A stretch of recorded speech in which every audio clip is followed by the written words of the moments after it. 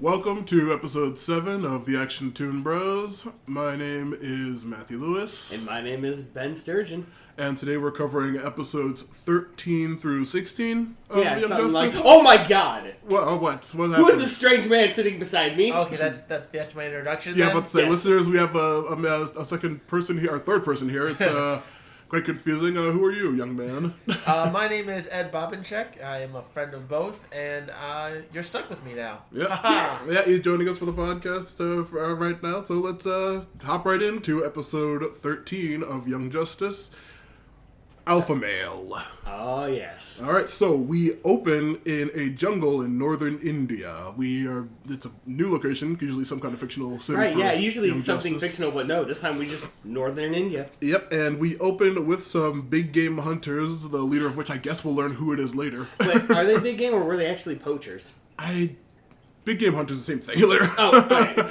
Yeah, That's they're true. just huge dicks, and it's still a problem even in the DCU. Yeah, Just like in the and real world. as they're going to track down their Indian tiger, prince, Yeah. Indian tiger, the main one is just like, oh, we don't need no stinking supernatural guide and stuff like that. Yeah, some weird native to guide us, and as they see a giant tiger that looks a little bit weird that is in front of a weird tree. They approach, and some weird techno baubles pop out of the ground. Yeah, and shock the tiger, but Yeah, not just really shock the neutralize it tiger. immediately Yeah. out of nowhere.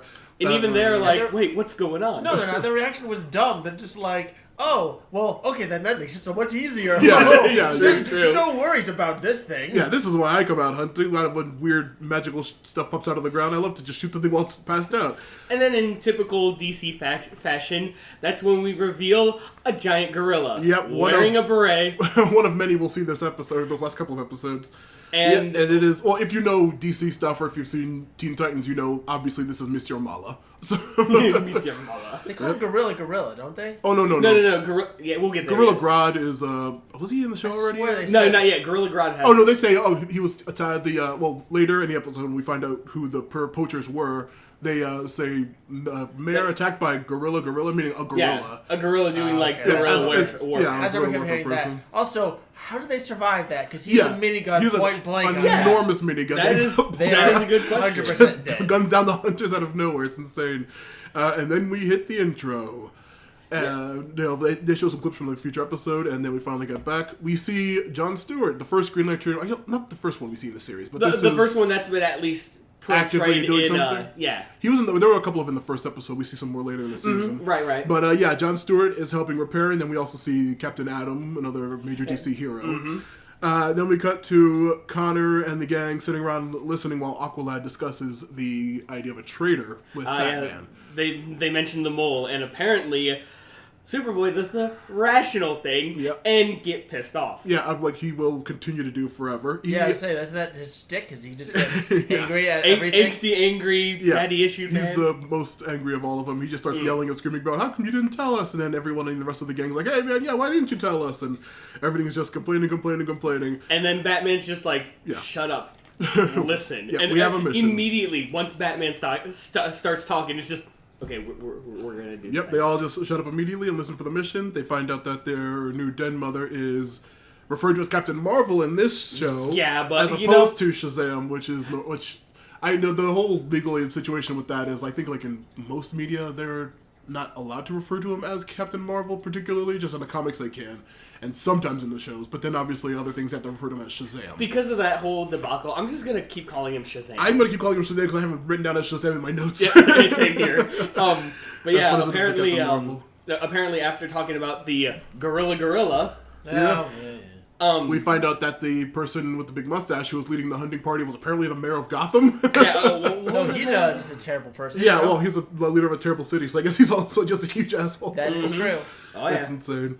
The team continues to be very mad at Aqualad, even though Captain Marvel keeps switching between my damn notes. I know it's really hard. Yeah, but they're saying hey man, what's wrong with you? Why did you trust us? And immediately, in half the missions, they immediately split up, ignore each other, and just completely run off in different directions. Super terribly though. They do this a lot in the show. But let's not forget the other important thing: Connor being the super overprotective, almost abusive.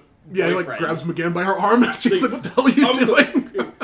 I'm gonna protect you. And Artemis is like, back off, girl. Let's go. Yeah, I know. Like, and then like after they're all gone, Shazam's like, Aqualad, did you even have a plan, or Did you have a plan? And if so, why didn't you say? Did I miss anything? it? Yeah, I know. Did I miss the part where I actually gave them the plan? Like, oh yeah, Robin and Flash, or Robin and Kid Flash. I couldn't call him Flash because Wally West is one of the main Flashes to me. Right. But yeah, Kid Flash and Robin are like, how could you not tell us? We've literally known you and each other for like a decade. We started this group. Yeah, we're betrayed. Leave. Yeah, they just all ditch like jerks, and Superboy just angrily flies off as usual. And then they are attacked by a number of weird mutant animals that very obviously resemble the weird serum Mammoth took with the split skin and the weird extra horns and stuff. Yeah, those were really kind of creepy. Like, oh yeah, you could see like the cracks in their skin and the muscle and certain stuff, especially the trunk. It almost made them look robotic at times, though. Yeah, it's the blockbuster formula originally mixed with Venom. So the Bane's Venom. Yeah, Bane's Venom and And well, I guess we should going to spoil that, I guess. Well, no, but it's if you've seen the people before, like you've seen the split skin. Because it's been a while since I've seen the previous episodes. They bring up the Venom before. Yeah, they do. They do that. In the first episode, they deal with Blockbuster, and then like 2 or 3 episodes later, they deal with Bane and Mammoth, who doesn't look anything like Mammoth from Teen Titans or anything else. Right. Taking it, being all huge and split skin and gross, and that's how you recognize, like, oh, that's the same thing that these animals are going through. Mm-hmm. They are attacked by, the groups are, Aqualad and Shazam are attacked by mutant elephants. Mutant vultures attack Kid Flash and Robin. And then mutant crocodiles, or alligators, whichever, attack the girls. Yep, and someone deal with the tiger yet? The tiger does make an appearance to attack with the elephants. Yep, and wolves attack Superboy. Yep. I thought the tiger doesn't really show up until like he kind of like led him into led him for a little bit and then kept running away. Yeah, he kind of showed up at the end of the mammoth fight to kind of drag away. I thought he joined in for a little bit. Yep, and also this is the one of the first of many. This batch of episodes mentions of Artemis not wanting to drown for a second time because just in the previous episode she almost drowned. In this episode she also almost drowns. Continuity! Yeah, and then it's going to be brought up again at one more point. That's hilarious. We also found out it's been 1 day since that tornado attack. Yeah, legitimately. Yeah. It's just like, this is the first time we actually have literally a day in between episodes. Yeah, it's literally. It's there were other days in between. Well, no, the opening of them repairing the cables from the episode before when Red Torpedo and Red Inferno attacked. I remember that. Was and of course after the attacks, as they're actually getting attacked, Aqualad's like, wait a minute, I noticed there's something around this elephant's neck. And decides to break the collars, which if they look very familiar, don't you think? Yeah, they point out that they look very similar to the inhibitor collars used in Belle Reve. Mm-hmm. And that's another little callback to continuity from that episode where they had to go undercover. Also, it's like there's a continuity thing going on. Continuity. This show foreshadowing. What could possibly be going on? As they defeat their things, and Shazam is very hilariously caught by the same stupid trap that caught that tiger in the beginning. Mm-hmm. We see that Mr. Mala takes him too. And while Aqualad's like, okay, this is stupid, isn't he get a good speech from Shazam about being a leader? Yeah, because after the elephants leave before the tiger, Shazam's just like, dude, you do realize that you're failing as a leader, right? And compares him to Batman. Yeah, that was before the elephant attack, wasn't it? No, that was. It's just after the first moment of doubt that Aqualad brings up is before the elephants. After the elephants, he tries to do the whole mental link with everyone. But remembers, no one established it. Yeah, because they just all ditched without actually establishing a link with everybody. Yeah, because I do remember that, because I remember he was like, Batman wouldn't have this issue, and Shazam's like, well, because he takes authority, and while it might be annoying, I'm not dead because of him. Yeah, he did. Yeah. And then, of course, distracted by a cool tiger, Shazam flies off and gets caught by Mr. Mala. He's like, oh, cool, a tiger. Yeah, who a tiger?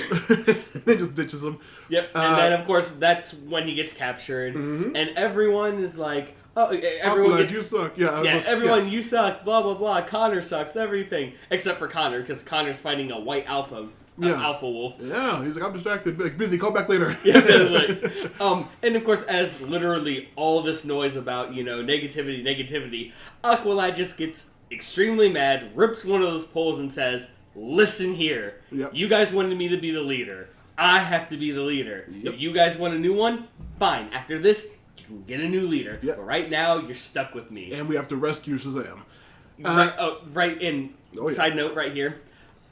This is the episode I've been waiting so long for the one where Aqualad finally like takes initiative as the leader. I remember this episode like super well, and I love this episode. Yeah, same. This is when we get the Robin word of the day, which is chalant. Yep, chalant. Opposite of nonchalant. It has to be a real one, I'm certain. I didn't bother looking this one up, though. Speaking of vaguely French-sounding words, we see the villain, and it is the Brain from... I can't remember the name of the group. They fight Doom Patrol in Teen Titans and stuff. It's the Brain, Monsieur Mala, and a couple of other people. I can't remember I forgot either. what that group is called. See, actually, I forgot that he was in Teen Titans until I saw him in Young Justice. Oh, I remember the Brain for some reason, because, like, really weird thing between him and Monsieur Mala in the comics, like, they're a couple. It's really bizarre. Hey, you know, robot. Yeah. Robot Brain and, who knows? This is the future that liberals want. Machines and animals together. Now, listeners, he's joking. Do not take it. We don't want any shitty mail. So, yeah. The conservatives want equality. No, as in the conservatives want it, liberals want it, now we're being equal. Okay, now we're going to have an edit point for it. Anyway. But yeah, the Brain and Monsieur Mala and the rest of the gang are villains from Doom Patrol and other things. They find the base. I forget how they even deduced that there was a base to find. Yeah, I don't think they ever actually establish it. All they establish is something weird's going down, and they have to find Shazam. Yep, and that they enter the... Oh yeah, Connor befriends the wolf. Yes, befriends the alpha male. Yep, and as they're inside of the base with the Brain, Monsieur Mala goes out to attack them, while the tiger befriends Shazam and helps him escape from the Brain. I feel like we missed a whole bunch here. The whole assault on them. And I didn't get to the fight. Yeah. I didn't get to the fight with the monkeys yet, but the inside. Of yeah. We see the Brain with his weird French accent, as opposed to some regular. I usually speak to him with like a really radio sounding robotic voice. But he's telling him about his plan. He's saying that these lasers can cut through steel, so they could probably take you out, Shazam. Well, he wants to take his brain. Yeah, he wants to take his brain, which is, I think, is the dumbest thing to take from Shazam, but whatever. What are you talking about? He's got the wisdom of Solomon. Yeah. That's what he wants. And the courage of Achilles. And he's also like, he should have had his immunity. But, like, I'm pretty sure he has some kind of durability in that long list of Greek names. Greek and Roman names. How anachronistic. But still, I love Shazam. He's great. Let's see. Yeah, they go outside the base. They attack. Because the brain was about to cut, and then the baboon starts screaming. Yep. The baboons. Are they baboons? Are they mandrills? Are they baboons? Who knows? They're not mandrills because their faces aren't that. But anyway, and of course that's when Aqualad tells everyone, hey, the collars, take care of those. And they manage to just take all the monkeys, and then the Brain and Mr. Mala kind of just disappear and ditch when they're surrounded by them. Well, we see like the Brain like unload all these... You're skipping here. Because you forgot when Mala comes in. When Mala comes in... Wait, Mala's dressing for surgery, and then he gets like, take my surgery up and off. You forgot to mention that Connor hates monkeys. Yeah, he brings that up when he's fighting the back. He brings it up again. The ambiguous small apes that he fights. Right? I feel like that line has not aged. He says that a bunch in the series. I know it has, but it's just one of those lines. Oh, that's ridiculous. And then, like you said before. Also, he's constantly saying it to apes because they can fight a lot of gorillas. You also missed. You also you're skipping over a bunch because you missed one of my favorite lines is when I think it was it Artemis or Megan got grabbed at one point, and Kid Flash is like, get her hands off her, you darn dirty ape. Yeah. I'm like, yes. Yeah, someone had to say it. You're right. Yeah, so dumb. That's funny because I even have that in my notes too. Oh, that's a great line. Yeah, but. Then they get inside and actually free Shazam. I think Shazam frees himself with the tiger, doesn't he? No, the tiger joins in. Aqualad, the tiger joins in stopping the Brain from surgery. Yeah. As the kids actually come in and actually beat up Mala and stuff, Aqualad takes off Shazam's collar, and then Shazam takes off the tiger's collar finally. Yeah. And that is when the Brain looks like he's loading up for a bunch of big attacks, and he kind of just teleports him and Mala away. Literally just turns off the lights, turn him back on, he's gone. Yep, him and Mala are gone. I thought it was going to be like a jetpack. I thought he was going to do a bunch of missiles and then disappear. Honestly, a jetpack. Like that's the classic supervillains. Like, I'm surrounded. You'll meet again, Spider-Man. Yeah, exactly. And then flies off. Yeah, as he jetpacks on his hoverboard. It's also like they things for I can call him Gorilla. He could have easily just jumped in and like put him on. Put him on like a backpack. That would have been hilarious. But they just disappeared. And then this one, Flash gets his the souvenir, which is Mala's beret. Yeah, which is really gross. And she's covered in monkey lice. Yeah, that's gonna have gorilla lice on. That thing is disgusting. And then and then we also learn of all of Shazam's powers. He's a Disney princess because he can talk to animals. Of course he can. He's great. But we also see reference. He calls him Mr. Tawny the Tiger, which is a common friend of his, which is like a silly, cowardly tiger or tiger man sometimes. That is in the Shazam comics is Talkie Tawny. And that's a little reference to that character. And then we see, they reference Crypto regarding the giant wolf that befriends Superboy, which I was like, hey, that's great. And then he's like, I'm going to name him Wolf. But what's wrong with the wolf? Yeah. They also do mention that Crypto is taken. So so Crypto exists in this book. Obviously, that's great. Very, very important point there. Wasn't it Megan who said it? Megan? She's like, someone suggests Flash suggests Crypto, and then he's like, I think that thing is already taken. That was Megan who said it, which is interesting. Because she doesn't even know, because like in a previous episode, she didn't even know that Clark's last name was Kent. So Superman's last name was Kent. Well, now everyone gets fooled by the glasses. Yeah, exactly. But then also, Robin asks the big question. Yeah. Hey, Aqualad, why did you keep it a secret from us? Yeah, and it's like, obviously because I didn't want to tip off the person. You're like, oh. It's like, and also Sportsmaster. Yeah, he was a villain. One of my favorite Sportsmaster. Just like brought up Lord.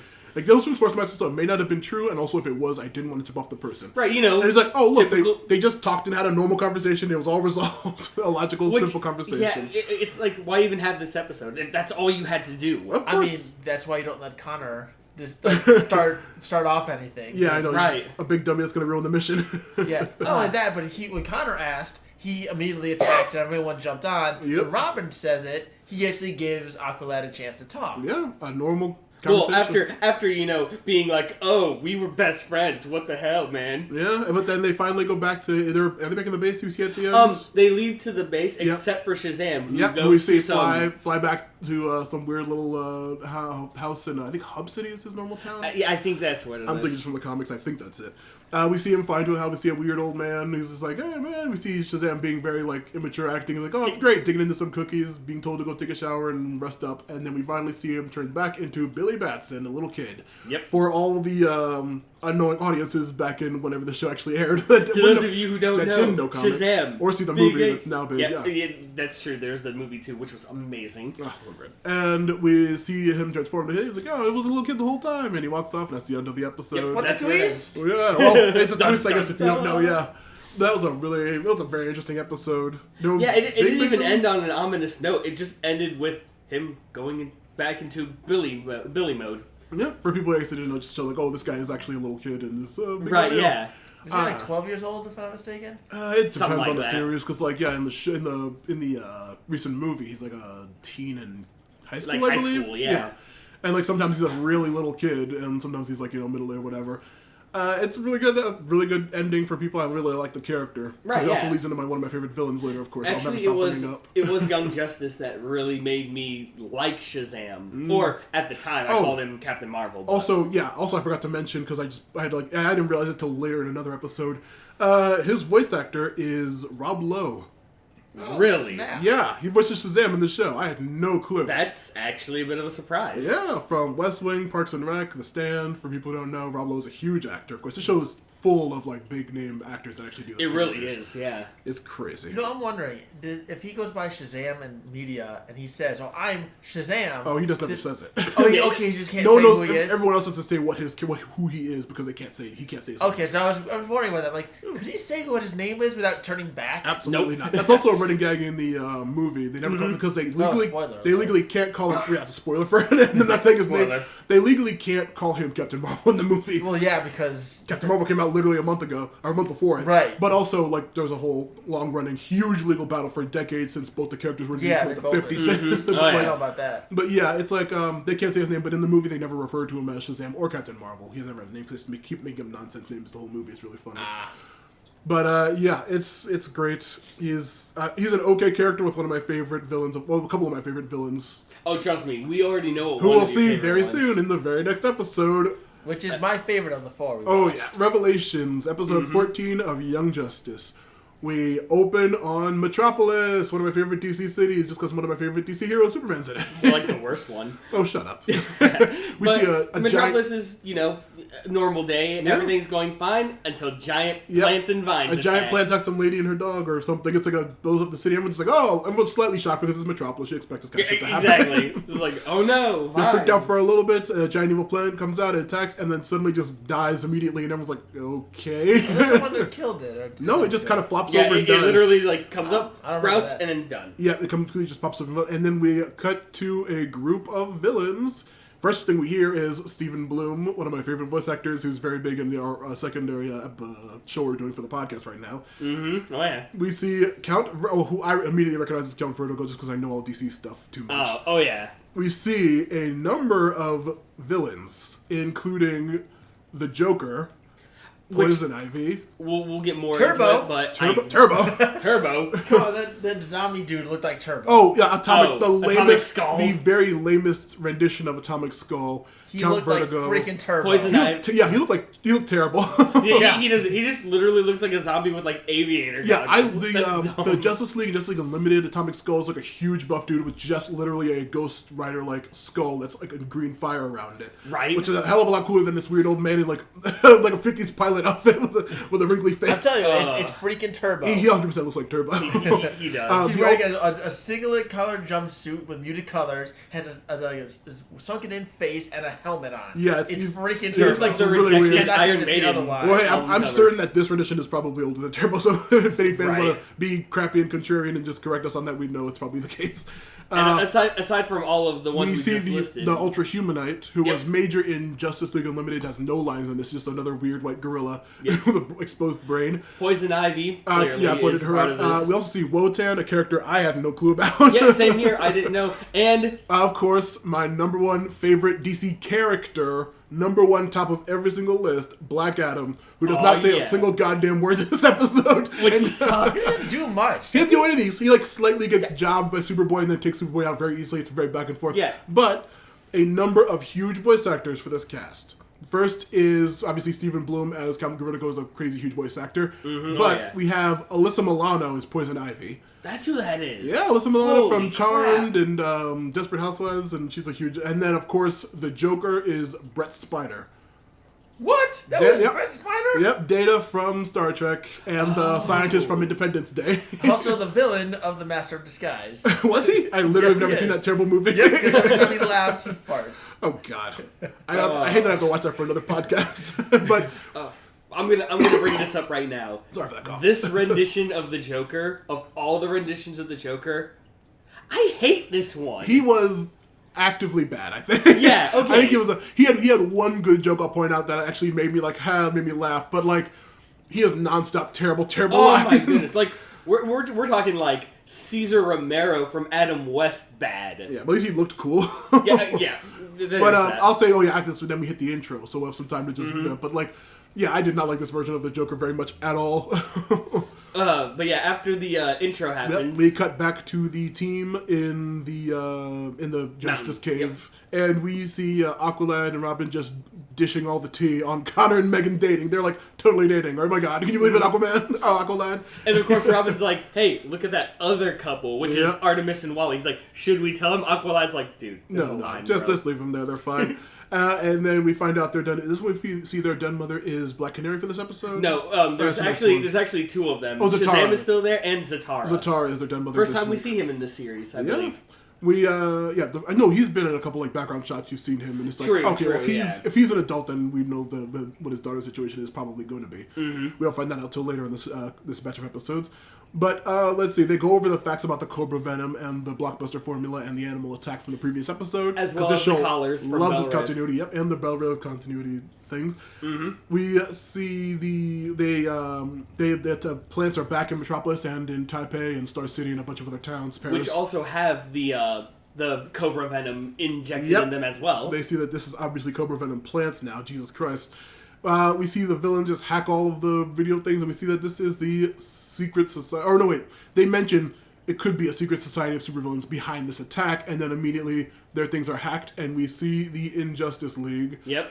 And they hack all the signals. They tell them, hey, we want $10 billion to... $10 billion! billion. $10 billion American dollars. Yeah, they are very specific about that. no for some reason. This was older. I feel like the. Yeah, of course. Sorry, I'm trying to advertise my new political podcast. No, that's a joke. Okay, yeah, I'm about to say. But yeah, they bought $10 billion, a nice little video reference to Austin Powers, I assume. Right. And then, let's see, after they get ready for that, we see that they are given a mission. And we're like, what? This is crazy. We can't be given a mission right now. Because we see the Justice League is fighting these giant plants all over in all the cities that they're in. And then we get a nice little hello, Wally, from Wally. Or no, wait, was it Artemis? Artemis says it to him. Yeah, hello, Wally, reference to McGann's catchphrase for the show. That the mission is for them to actually go after the real supervillains, which is insane. Yeah. Even Zataro's just like, dude, you know what you're doing, right? And Batman's just like, I know. They're ready. Yep, and we immediately cut back to the plants in Metropolis and such. We see that the plants also, while being giant and obviously being controlled by Poison Ivy, have Joker gas in the goddamn bulbs, which is insane. that was a dark kind of moment there. Those firefighters being killed. Yeah, it reminded me of at least they went out Chernobyl. with a smile. Yeah, it reminded me of this current HBO series Chernobyl. Did you guys see that? I've heard about it. It's really good because, it's a tangent for a second. It's really good because it's in a time period when no one understood how radiation worked. So, the firemen who showed up immediately were, just spraying water at it. And, what's this weird-looking glowing rock? I don't know, just put it down. 10 minutes later, that guy's hand's, melting off. And they're like, yeah, all the immediate first responders and planes who are like, oh, we'll fly far above it. They are not high enough. It's insane. But, just all those first responders getting attacked by that Joker gas and everything. It's like, oof, that's really rough. Yeah. Also we find out, going back to this tangent of the episode, Zatara actually pinpoints where they're going, which is the bayou. Louisiana? Yep, the bayou. They're going down the bayou and they're gonna deal with some giant plants. We see the Injustice Gang hanging out in some kind of weird plant factory with a gigantic ass plant. Mm-hmm. Oh yeah. Inconspicuous. Yeah, could it be the 2,000-foot plant thing out of the? No. Never. That's too obvious. Ignore that. No, that's just the bayou. Yeah, and we see that, this is what we see what they're all doing. We see Atomic Skull just shooting his dumb face beam at shooting his face beam at the thing, and that was some crazy power though, because that thing went from hurt to super juiced. Yeah, it's atomic energy, I guess. Well, then it might have also been with Wotan. Yeah, Wotan's magic is also in the plan somehow. I have no idea. I guess Black Adam's just a muscle because he doesn't really contribute anything to it. Right, but here's my question: what exactly is Joker doing? Is he actually Yeah, I don't know why they put him in charge. The plants with those he's technologically controlling them. He said a line that I thought was interesting, where he said, I'm juggling my multiple personalities. Yeah. And I feel like that was a fourth wall break in a situation because you've got all these different kinds of Jokers. I'm trying to think was this before or after they revealed that weird thing with the Watchmen crossover that there are actually 3 different Jokers that are weirdly independent of each. It's really bizarre. There's a whole long complicated thing from the comics, which I don't know if that was a reference to, or just a vague, crazy joke regarding the Joker, which it could have just been, but who knows? But that is a good point. Yeah, just a vague, crazy comment. But yeah, he has a number of really weird lines. He has a few. I think it was at least one other line. I can't remember what it is, but I know that he did break the fourth wall at least once other time. I'm sure he did. Yeah, this is a very bizarre Joker. That was not my favorite rendition of it. I like the Jared Leto Joker everyone hates. So. But, let's see. We see them all contributing different things. What the hell is Count Vertigo? He's just the leader of them, I guess? He's the mastermind. Yeah. So he actually does important things. He's just smart. And then we cut to the ship and the gang flying in, discussing the plan, where McGann suddenly kind of keels over and what's wrong? Are you okay? He's like, I'm fine, but it's the ship. The ship's getting sick because Count Vertigo's crazy, weird vertigo powers are affecting their ship. Don't forget to mention the duffel bag. Oh yeah, that's the backup plan B with the duffel bag. The plan B. Is it me? They are terrible at going in stealth. They're literally created for just every single time. They are never not caught. Yeah, they're never not immediately confronting the villains openly because we immediately see Black Adam's ass just fucking punch the ship out of the air. I'm like, hell yeah. Anytime Black Adam does anything, I'm happy about it. Rip it open and try to go in and all that stuff. It's crazy. Shoved through to the ground, lands in the swamp, gets covered in vines, and show over. Yeah, I know. While they're crawling out of the water, Artemis gives her, I am not drowning in 3 missions in a row. Yep. But I love that it came back because she had the rebreather on her. She's I knew this was going to happen again. I'm prepared. Something stupid. And then this is when they're crawling out of the water. This is when we get our proper hello, Megan. Yeah, because Connor's like, we need to get out of here. Open a way out. And that's when she's just, hello, Megan. Yeah, I'll be. Let's see. And then we cut back to the actual different Justice League members. we This is see- where some cameos. We see appear. Jon Jones and Aquaman handling the plants in Paris. Here's my question: of all the Justice Leaguers they show in this one, Mm-hmm. who's the blue Hellboy-looking guy with the gold horns and that gold spear? Blue Demon. I was about to Blue Demon? Blue Demon, Green Arrow, and Roy, I believe, are in Star City. Of course, because Green Arrow and Roy work out of Star City. Let's see. Flash, Captain Atom, and Blue Demon are in Taipei. Right. Yeah, Blue Demon is a reoccurring actual demon that helps the Justice League. Very complicated character with a very long history. We'll get there eventually. He has some good stuff in Crisis on Infinite Earths and such. Let's see. We cut back to, that's when the Joker gives his line about the multiple personalities. And then we see Guy Gardner in Star City as a second Green Lantern, we see, GL. Yep. Let's see. We see the team splitting up after escaping the ship. We see the Ultra Humanite and Poison Ivy are trying to capture McGann and Robin. Mm-hmm. Yep, and they successfully escape. Well, see, didn't they leave on their own? Did they leave ahead of them to find the base? I believe, I thought they were supposed to go off ahead, and then Yeah, Uncle Ed's before we're gonna that hold first them fight back. after they got out of the ship. Yeah, you're right. Yep. And then we come back to more heroing. We see Plastic Man in Gotham. Yeah, which surprised me because I actually know Plastic Man. Yeah, he's great. Was it in? He had a couple of episodes in Justice League. He had an episode or two? That and when I was growing up, there was like this really old like cartoon where he was the main character. Oh, Plastic Man's great. That's gonna be super old. I do love that because I saw him and it always reminds me of Rubber Band Man. He has that same Rubber Man's great and where stuff. it's like Mr. Fabulous and of course Mr. Fabulous. or Mr. Fantastic. Yeah, it's like, Wow. Mr. Fabulous. But Don't him forget- and then Luffy, you see those of stretching powers. They're very different. But Also, Rubber Band Man had that very same. Elongating Man is another character without powers. He was in Justice League Unlimited. He's always rivaling with Plastic Man because they have very similar powers.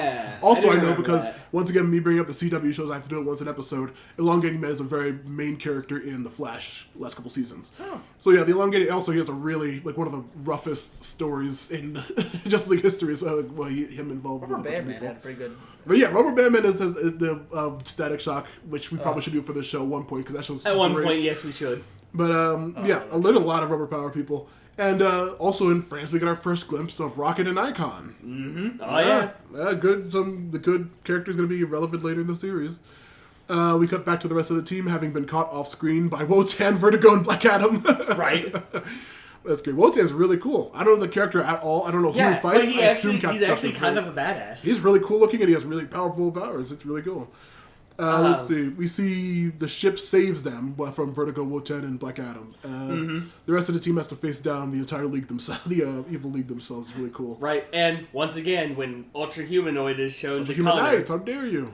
I thought Ultra it was Humanite. It is I thought it was. It's Oid. very weird. I don't know what the hell the words is. I only know them from Justice League. Anyway, when very dumb Ultra name. Humanite was revealed to Connor once again had to make his I hate monkeys. Yeah, well, I don't even know what the hell the deal with Ultra Humanite is. If it's a human or a robot or a advanced ape or a... Probably like a Gorilla Grodd, only without the... I'm gonna say no. supermind Gorilla powers. Grodd is from a race of super intelligent gorillas. Have you Mr. still Mala, was it Concard Evil? The the bear with the brain on it. Probably. I assume Oh, somebody. yeah, I assume it's a Hector human to Concardi. put their That's brain what on it it. was. Yeah, because I know Mr. Mala is just scientifically made But smarter. other brains That's are what it was. bigger. Evil Concarne. Yeah, Evil Concardi. Yeah, I was to say because I know that there's a huge thing in the comics between Gorilla Grodd despising Seems to be a lot Mr. of Mala. Because empowered. Mr. Mala's like, hey man, we're the same, and he's just like, what did you just say to me? And No, dude. Gorilla Grodd just literally bashes him and almost I'm pretty sure he might have actually killed him in the comic, saying we're not the same. You're a disgusting gorilla who's just made smart. I'm actually very Right. Mr. Masalas, he didn't talk in this. Mr. Mala didn't say anything. He just He just yeah, I grunts. was just saying. He kind of. I was like, I Yeah. sworn he would Typically, talk. in I believe in Teen Titans, he had a French accent. The brain had a computer voice. In this, the brain had a French accent. Just called him Mr. And he Mala. had no voice. Yeah. And he had nothing. But coming back to them, Artemis says, "Man, I feel naked, but not in the fun way." Yeah. And then Aqualad, being really weird, just says, "Then we'll make our own fun." I'm just like, "What's he trying to get Aqualad, at?" come on. Where's Wally? Where's Wally? you want to get naked in the fun way? to say, This geez. show's taking a turn.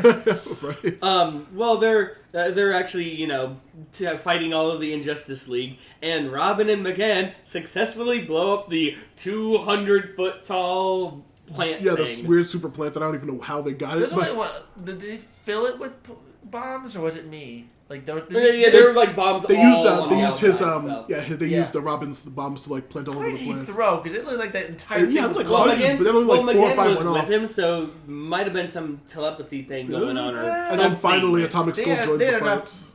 They were in the plant. They weren't just on it. Like they were like you throw it and they got stuck. Yeah, in. it looked like there were like a bunch of lights, but I don't think those were all bombs. I think there were only like 4 or 5 bombs on it. That actually began the spaceship. I mean, there's that. Yeah. Yeah, so 4 or 5 Yeah. bombs kill that whole thing. Yeah, that just blew it all up, and then the Atomic Skull kind of just jumps up and shoots a beam for a second. And then Wotan single-handedly pretty much takes out the whole team. Yeah, just literally shocks them all with lightning, and that's when Aqualad says, "Hey, let's go with Plan B." And we find out that Plan B is him donning the helmet of fate. Yep. Which Wally's like, no, don't! And he's just like, nope, time to do it. And he immediately takes out all the villains very handily. Well, it wasn't just handily. What is he says like He he puts on the helmet. He's like, Wotan, you are mine, and then he takes out Wotan. And then it was a good fight. it was a really It good magic pretty fight. damn well. Yeah, it was a really good magic fight. And then the one Joker line in this entire episode I really liked, when he was just like, Wonder Boy, you are mine. I was like, okay, that was actually funny. I actually laughed at that. If I had to choose a favorite one after the plant got destroyed, when he's like, "This is inconceivable, something or other, retributable." That last one really wasn't a word. So sue me. That one I kind of got a little chuckle from, but he's still horrible. When he quoted Dr. Fate at Robin, I literally was like, that's funny. I actually laughed at that one. He was a little intimidating. He was like, I was going to carve up this bird. Yeah, I'm going to carve up this bird. He had some good scenes. And yeah. very sensual. That's a joke, right, guys? Yep. Yeah, we see Wally run by Count Vertigo. I guess this is when he busts his armor. Or did he bust it on Black Adam? I think it was Black Adam, because remember, he went over to attack Vertigo. Yeah. Then Vertigo just used his Vertigo. Yeah. And then Black Adam punched, just boom. Did he punch him or did he like bounce off of him? Oh no, he just straight up just wallops him. Well then he's lucky all he had was a broken arm. Right. Yeah. And I'm we like, see these guys should be dead. I know Black Adam single-handedly could be able to take. Oh, I'm not going to gush about Black Adam right now. But, we'll have time for that. But we see Wally rip the cape of Captain Vertigo. Is this when he does it? And yeah, he's got the souvenir. That's a souvenir for the episode. And then of course Artemis does the sensible thing and patches his arm up in like a makeshift cast with the souvenir. Yep. Also, Ultra Human, I just pointed it on my notes. Ultra Human also does not speak, just like Monsieur Mala, who's supposed to. Grunts, they both roars. talk in the other series, which is really weird choice. And then finally, the rest of the good league arrive, and they just take them all. They wrap all the villains up, and everyone's like, "Oh, come on!" And then Joker, of course, being the crazy person he always is, just like, "No!" And he just like tries to blow everyone with the stupid gas. Joker gas. Yeah, with the Joker gas. But then Dr. Fate's like, "Nope." Yep. Bye. He takes all the gas and just takes it away, and it's great. I was gonna say, does it go to an alternate dimension? Because I feel like there's another alternate dimension where now Joker gas is everywhere. He's just floating Everyone's everywhere. dead. Yeah, What are you talking about? Fate just said no, and therefore it does not exist. Who Yep, knows? sure. That's right. Or it's a Joker Dr. gas. Fate, I guess. Who knows? It could be a Joker gas dimension now. Yeah.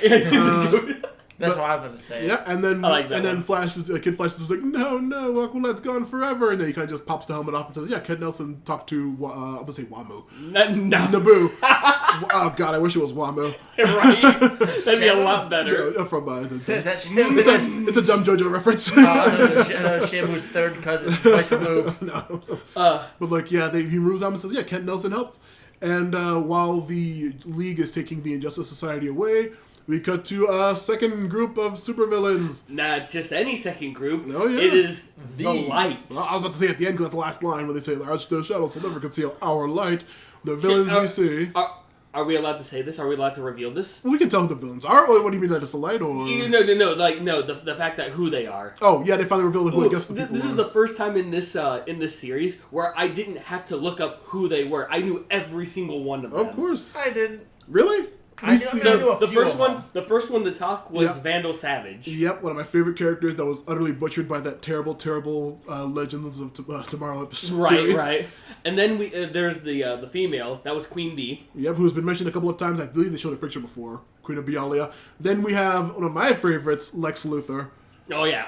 Yep. Lex Luthor is I one of them. recognize him. Yeah, of course. Wait, next to Queen Bee was Ocean Master. Oh yeah. Yeah? Oh yeah, it was Ocean Master. But a whole episode it didn't reveal who he was. Unless you've Right, seen yeah. Aquaman movie, which also spoiled who Oh yeah, we might as well just say it. It's Orm. Yeah, it's Orm, of course. Yeah, we might as well. I mean, there's plenty of media out there. It's not really a spoiler anymore. Of course. We also see two of my personal favorites. Yep, we see Clarion the Witch Boy. I love him so and we much. see, wait, now, we see the Brain, and we see noted Batman trainer.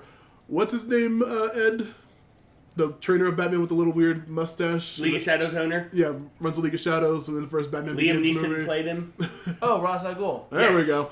I want to see how you pronounce it because I'm a huge snob, and I was going to say, it's actually Ra's al Ghul. Yeah, tomato. Which I think, yeah, bringing up that Batman Begins movie, I think one lady in that entire movie says Ra's al Ghul. Like, a random lady at, like, a party says Ra's al Ghul, and everyone else says Ra's the entire movie. It's really weird. We know who the one real fan was. Yeah, the one real true DC The fan. one true that one fan. lady had. I just loved that she made a choice to say, like, yeah, no, it's Ra's. I mean, come on, you idiots. Jesus, come on. Yeah, come on. A really great episode ends with them saying, the Oh. shadows will never douse our light or whatever. But it's a really cool line from Vandal Savage, one of my favorite characters who had a Again, lot of good stories. except for the one that you said he got ruined in. Yeah, that Legends of Tomorrow TV show is garbage, and he was utterly Ugh. done wrong by that piece of crap. But still, let's see.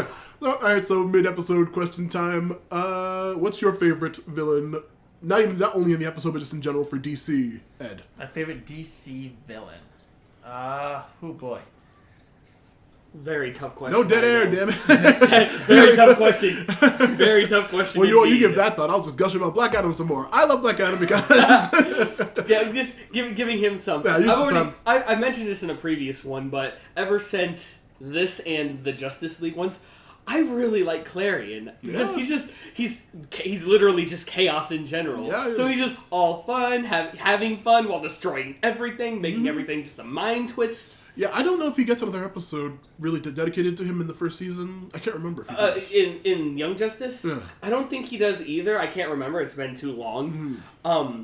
But what about you? I mean, I know there's You a can just think whole of, plethora. there's a ton in this episode you could just grab from, or just No think about. one really or stands- also, I mean, does Static Shock still count? it counts as Yeah, DC, of it's course. DC. I mean, I know there's the whole thing. So because I think about, I don't know, I'm not as big into DC as I know Marvel. Yeah, Right. But Static Fair. Shock is probably my favorite, like, DC property. underused Oh, property. yeah. Okay. And I'm a huge fan of Eben. Yeah, he was freaking great. See, I'm the one in this group that hasn't watched that much Static Shock, unfortunately. Which one was that? He was the Shadow Dude. Yeah, the main, Oh, the main okay. villain, the main guy who had Static in the Bang Babies situation. Okay, yeah, I know who you're Yeah. talking about now. Yeah. I mean, obviously the whole, I'm not going to get too into it, but the ending, certain things, but he was always good, and I also appreciate Hot Streak. Again, I'm just going Hot Streak was really great. Was he like? Was it was- him or was it the guy with the? Was it like bouncing between villain and hero the whole series? That was Rubber Band Man. Oh no, yeah, he was the white guy. I forgot Hot Streak was the one white Hot Streak villain. was the white guy. Yeah, yeah. But I liked it because it's, in media, especially at the time, it's a nice flip on the normal good, Yeah. bad person. And also it was, he was so unlikable and just kind of this rogue guy who somehow did everything on his own. Yeah. Despite, like, Bang Babies being targeted. Also, but yeah. Eben's, like, his over master plan and, like, embracing the shadows and being very charismatic for a bad guy. Oh, yeah, amazing A voice lot of actor. people followed him. Oh A yeah. lot of good characters followed him, too. Absolutely. I was gonna say, like, I will always, whenever we talk about this show, bring up a ton of the CW shows and stuff. Black Lightning, really, probably the best directed and written of any of the CW shows. I'm not just saying that because I'm black. It's actually the only incompetent one that actually has a through story and actually good acting. But like, I think they referenced the Bang Baby stuff by like referring to the random mutant or the random metahumans and stuff as Bang Babies at some point, I think. But they make a lot of references that also in the comics there's always a funny running gag about people thinking that Static is Black Lightning's son, and everyone's just like, no, he's not. Yeah, if I didn't have to go with Clarion, if I had to go with someone that I really do know very well, Scarecrow from Batman. Oh yeah. He's and not just any of them. I like the not the first rendition from the animated series, the one that just looks like literally a guy with a bag over his head, but the second and third ones where he actually has more character and stuff. And not just because the voice actor is Herbert West Reanimators. Correct. Not just because of that, but because he, in my opinion, he's got one of the more effective powers, quote unquote, Oh, yeah. the fear gas and all that stuff. He's very, very competent. All right, that's enough. Yeah, enough between gushing episode from time. that. Now it's time for episode 15, Humanity. Nobody's favorite, actually. Yeah, this Yeah, match. I have to agree with you. It's not the best. It's a very compared to the other episodes and the other villains that we've seen so far. This one's kind of whatever. It has some cool stuff in it though. It felt very Age of Ultron, where it was like this super powered Yep. bad guy just kind of fell flat. Yeah. In general. Yeah. Well, yeah. I get ahead of myself. But You're it's fun. fine, We have to but talk about it episodes. does remind. Yeah. We begin in Teton County. I'm not sure what the hell the deal with that was. Was that just a random place, or is that, I don't know it, so okay. I assume it's fictional. I don't know. But we see Teomaro working on Tornado and just being generally evil, saying, prodigal son Quote, return. I was going to say being evil, quoting biblical references. Yeah, and that weird human sidekick of his. Is his name Stick or something? I don't think they ever say what I his think name somebody is. calls him the word Stick or something like that at some point. I don't know. But he was in the episode earlier with Mr. Twister. He was inside. Yeah, a robot of him was inside of Mr. Twister, the robot, and it was revealed that the real human was back at the lab with Teomaro. It was very bizarre. Right, yeah, it was ridiculous. But then we hit the intro after that very short bit of just general evil monologuing. And then we see Wally with a busted arm and Shazam attending him. Like a servant. Yep, like a servant with nachos and snacks. And this is where, as the other team members are training, this is when Black Canary comes in. Yep, this is when we see Black Canary is actually the person training them for fighting. Shooting them for fighting at this episode or later? Okay. She even says she was the den mother. Yep, and then we see Zatara pop in and say, "Hey, I'm bringing my daughter over, Zatanna, noted DC superhero that everyone should probably know from something. If it's not from Justice League, if it's not from Injustice Games, she's been in a ton of stuff." See, her introduction would bother me a little bit because it felt like, obviously, for the plot, it's going to be important, but it just felt like, oh, I'm going to visit, and here's my daughter that I'm going to introduce you to. Yeah, and then exactly. it just felt like, okay, why are you just randomly bringing her around today of all days? Like, which actually furthers the point a little bit, because I agree with you on that, because even Robin's like introducing being a total Wally. He's like, "So you joining the team?" And Zatara's no, she's just visiting. Yeah, I remember, Robin is immediately super thirsty. He was just so thirsty. I kind of liked it though. It's a hint to later when we find out that apparently, this minor spoiler alert, when he slept with like half the female cast. It's like a weird vague hint of like it's like really weird. But my goodness. He's a horn dog. Actually pretty comic accurate for Nightwing, I guess. Oh yeah. We see that while they're hanging out, the team is still very anxious regarding Red Tornado not being found by the League still by this point. Again, you let Connor lead the conversation, and bad things happen. Now, in this case, however, Connor's just literally being like, "Look, we're upset about this." And Connor just does that well. He does upset well. Oh, yeah. So in this case, him leading aggro. the conversation makes sense, in my opinion. Also, regarding his origins, I don't know if he even knows in this series yet, like, what's the deal with him and why he's not as strong as Superman. I don't know if he ever finds out. They haven't dug that deeply. I'm curious because that's when he really should be getting pissed off, when he finds out what the situation is with his actual origins. Yeah. But he's just a general jerk. The team has huge anxiety about that. He says, "Hey, why don't you guys chill out and give Zatanna a tour?" And they're like, "Yeah, whatever, sure." And of course, Shazam's like, "Let me join." And Connor's like, "Nah, you go take Wolf out and play with a little bit. We'll join after the." You guys didn't miss the second conversation that Zatanna's like, let's have a second conversation. I don't know if that's cool or rude. Yeah, it's very rude because they're like getting heated and doing hand gestures, and she's like staring in the background confused. See, that one is O'Connor because Connor's the only one who's just like hand motions as I talk. Yeah, very angry and gesturing. Point, flat hand, fist. He's just like angry. Throw the hands into the sky. But yeah, and say Hasadiga evil eye. Oh god. How dare you? But they finally ditch and get into the plane. While they're getting ready to go, they say, "Okay, well, we need." The League's been hunting Red Tornado forever. We using a bunch of smart plans. We need a dumb plan. Wally? A really, really dumb plan. And all they do is they all just stare at Wally. Yep, and Wally's like, "Well, actually," as we don't find out what the plan is yet. Also, forgot to mention that they just kind of jump at like what did they come up with this? They just kind of like, oh yeah, we're just gonna all agree to this thing that we have not discussed yet. Again, this is why I'm not a fan of this episode. It feels quick. Forced. Everything feels forced. Yeah, it's a very whatever episode. Just to wrap up the Red Tornado story, we find out pretty much, but still. And also, don't forget they kidnapped. Oh yeah, it's Zatanna. like we can't take Zatanna. Zatanna's gonna be pissed. Like, well, not if you kidnap me, which I don't know how that would make him less angry. But still, than her just willingly agreeing to go on a quest. She was trying to get herself out of trouble. Yeah, get her out of trouble. I guess the only one who wouldn't be in trouble with this insanely powerful magic man. Right. But But then we cut back to Teomaro. And this is actually a scene that I really like just because I'm a huge lore nerd. It was good. Yeah, we see Teomaro give the origins of Red Torpedo, looking like a human standing on a cliff using his water powers. But then we realize that he made all these robots to infiltrate good guy superheroes and to destroy them from the inside. We see the first one, Red Torpedo, looking human, realizing that he's upset that he's not human and being just depressed and pretty much shutting down on this weird side cliff. Right.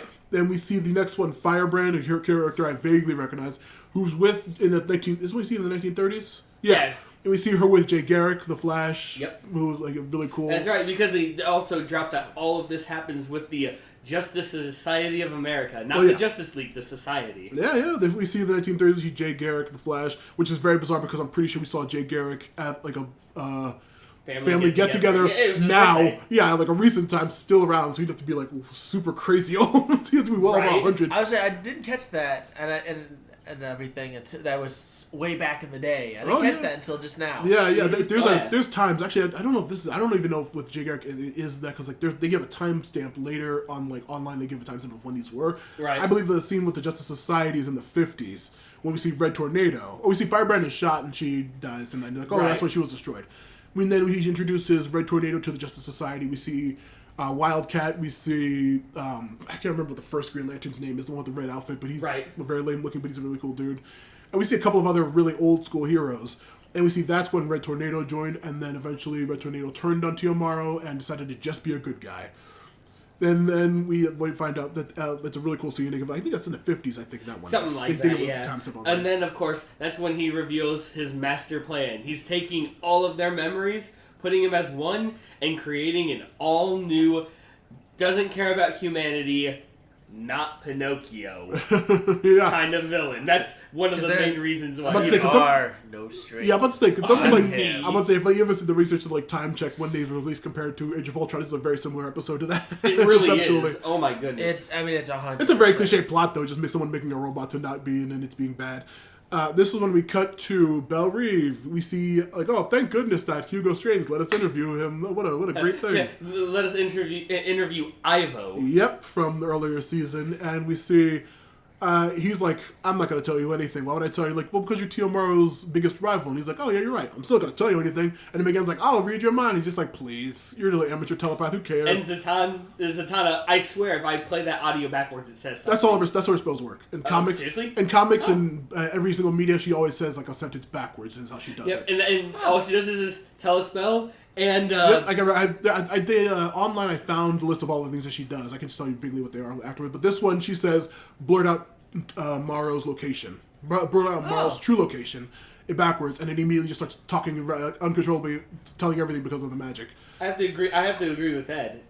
Huh. Yeah, and so she just blurt out Morrow's true location. That's what she says backwards. By the way, how did they figure this out, and the Justice League with Batman and all them could not figure out? I don't think they're why would you not think to go to a competitor? Yeah. Like, that's not a dumb idea. That's actually super smart. Or like tracking down somehow just tracking down through like where he teleported to, where his destination was. It's like a lot of things they could have done, but like there's a vague thing regarding the end of the episode why they may not have. I'll tell that later. Well, the world almost died then. Yeah. Exactly. The world would be over. Yeah, the world would have destroyed if no one did it, if they weren't like seconds late. But we'll get there. Okay. It's really bad. But we say Zatanna's powers. Yeah, she usually just has to sense this backwards. We got to Hugo Strange be like, because of course he's still a terrible villain. But they don't know that yet. He's in charge of Belle Reve because of an earlier episode. Right. We see Mara's new bot unveiled, Red Volcano. A very, very cool design, I'll say. Yes, he did look cool. Yeah, I agree. If only he was as cool as his design. Yep. Right. He immediately wakes up, of course, voiced by Jeff Bennett, like all the male robots, including Teomaro himself, a huge voice actor for decades. He immediately gets up, he like grabs Teomaro and says, "I'm going to kill you," and he just rips off his arms. He's like, "Oh, he's a robot." His head. Yeah, because apparently he's an android. Yeah, he didn't know that, but also I love that the scene where he steps on his head was very, very reminiscent of Cell stepping on 16's head. I know, right? It was like almost shot for shot. I was like, "Wow, is that a coincidence?" Or oh wow, yeah, it was very weird. But like, he's like, "Huh, I didn't know he was a robot." That was super dark again. That was another great dark moment. It's like he ripped his arms off, like. Yeah. can you imagine if he wasn't an android? I know, but Oh also, my goodness. but also, like in the back of your mind, you should be thinking, like, wait a minute, T.L. Morrow made Red Torpedo before the 30s, which is when Firebrand was made. So how the hell is he this young? That's what I didn't realize. Yeah, I should go through your mind like, wait a minute, Right, that doesn't make any sense. I remember seeing. Like that Flash looks super like retro, and then I'm like, oh, now I get it. Now I'm starting to get things. Yeah, he's a robot. Oh, yeah. It's hilarious. But I think it's what they say, like, where is he's like, wear a stick or something like that, regarding that weird human guy with the mutton chops who works with him. Right. And then let's say the gang fight. Oh, we see, this is when he tells his plan. Yeah, this is when he reveals that he's going to destroy the world with a dormant volcano in easy steps. That's after we come back to the team again. Oh. We come back to the team. We see Robin gets his word of the day stolen by Zatanna. Yeah, Zatanna gets the word of the day, which is Shallant. Which is a did repeat. we already have that? Yeah, repeat we from already two had that episodes one. ago. There's a couple of repeats usually. And But, of course, knowing what her powers are, Yeah. they ask her like, can't you just do all this stuff? Can't any of you guys just like magically do that? And Disney's like, well, yeah, can I just magically world peace? Like, no one's that powerful, and I need to know the spell backwards and forwards. Which I guess means she needs to perfectly articulate how to say a sentence backwards before she can do the spell. Right. And that's why I can never use magic. Yeah, it's insane. But Why you can't use sorcery specifically? Same thing. Zatanna is really powerful, but so is Zatara, and it's really cool. Superboy is still walking around pissed about, as usual, his permanent state is pissed about Tornado. And Aqualad's like, hey man, he could just be his creator. Is everyone who's created a project of their creator? Superboy, who's created by bad guys? They don't even know how. Does he know the other part of Romania yet? That's what I was saying earlier. I don't think he does, because then he'll have an I actual don't reason to be think pissed off. Yeah, because I remember he knows he's part Superman. But Yeah, he's like, why am I not as strong as Superman? Like, they ask questions a couple times, but they never really go through with it. And then it cuts back to Volcano. Then it goes back to Volcano, and we finally see his plan, which is to just erupt the volcano on... Did they say where it is? Yeah, Yellowstone. Yellowstone's, That's where we found out. But yeah, he's just like, there's this dormant volcano, and I'm going to do it in 3 easy steps. Yep, he's going to blow it up, he's going to cover the world in ash, he's going to make more robots, and the world's going to be robots. called it the Red Planet. I'm like, well, why don't you guys just go to Mars? It's already red. You don't got to do nothing. Yeah, But it's not according to mechanically Jean, red. according to Jean and Miss Martian, all those Martians are dead, so you have a full free planet. Yeah, there you go. Or like go to, I'm sure, is it Mercury red as well? Yeah, but that might be a little too hot for them, who knows? Right. They'll be fine. Look, yeah, you're right. But at this well, point, then again, you find out later. Yeah, that is too hot for him. Yeah, right. Hey, yeah, you're right. This is when we see the team go stealth mode again, which of course means they immediately confront the villain. yeah, right. Like instantly, like stealth mode. Beep beep beep. Oh, hey, look, they're on their way. And of course, even Zatanna's like, I can join you, right? They're like, maybe. I mean, you do what you think. And then she gets into her usual outfit. Yep, the outfit says, I think it's time for a new look, is I believe her sentence she says backwards. Or it's time to try out the new look or something similar to that. Oh, wow. See? Yeah. Every single time So you it's say not something her like old this. look. It's her new look. Yeah, time Yep. to try out. It's her classic look, but it is new. Yeah. And then, of course, Ivo decides to call Morrow, or at least who he Well, thinks is. Strange has him call. Yeah, does he? Yeah. And then, of course, he's just like, yeah, by the way, you're being followed. Oh, yeah, that's how their stuff is immediately busted. Yeah. Let's see. And that's when Volcano's like, oh, the kids are coming? Hey, Tornado. Yep. Prove your worth to me. Yeah, and he just goes out and dips to fight them. He immediately handily defeats them all, and It's like I'm like, they can take shots from Black Adam and like Vertigo and all those the Injustice League, but they got shut down real quick. It's like, oh, I got hit. Oh, yeah. Well, that and also the tornadoes are probably vacuuming air.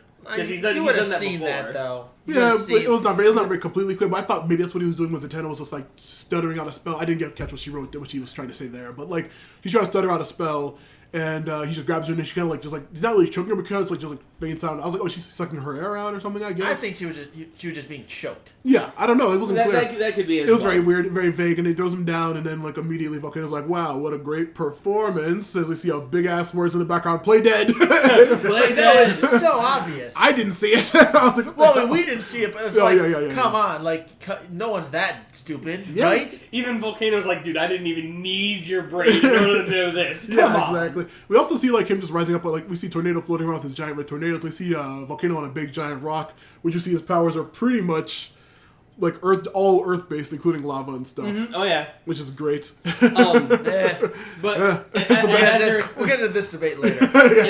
and as we're getting that fight, as everyone is fighting Red Volcano, but we get the volcano word of the day. Where he's like, oh, you humans are so easy. McGann and Connor take offense to this. Yeah, and he goes, not oh, humans. I'm sorry. I think the common phrase is... Did you say the inclusive term? Yeah, the inclusive term, which is hilarious. To quote HK... I wrote that down too, HK47. Nice. Meat bags. Yeah, meat bags. Oh, man. Oh, that was great. Oh, and I guess you can also say you quote Bender. Yeah, of course. Bender too. Yep.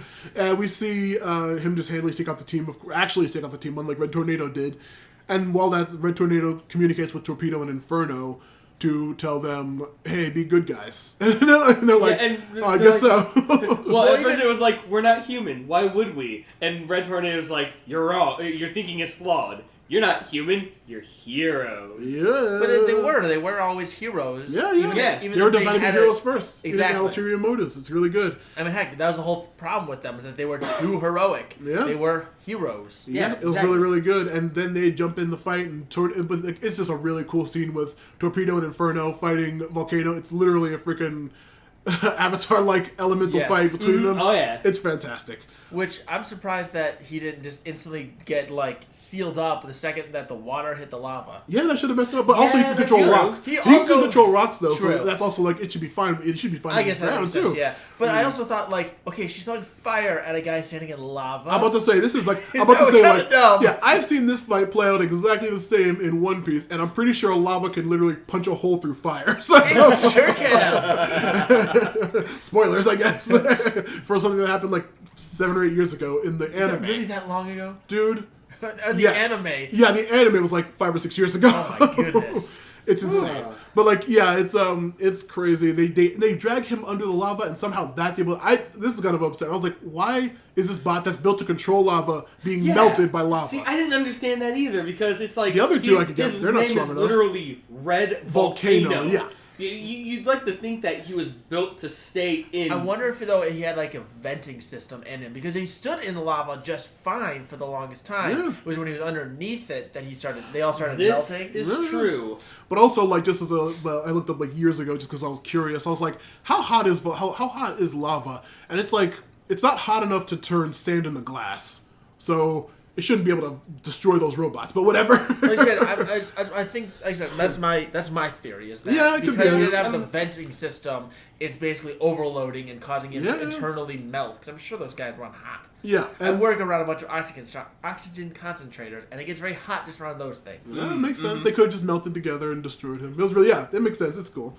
And then we cut to the team being like, oh man, right, just when Tornado's about to join the other two siblings, dragging him underground. Connor saves him. Connor saves Red Tornado. There's an important one right there. Connor's the one that saves Red Tornado. And the Yep. guy who's like, oh, he's a bad guy. Yep, and they successfully stopped the volcano. Mm-hmm. I don't remember how they did that. They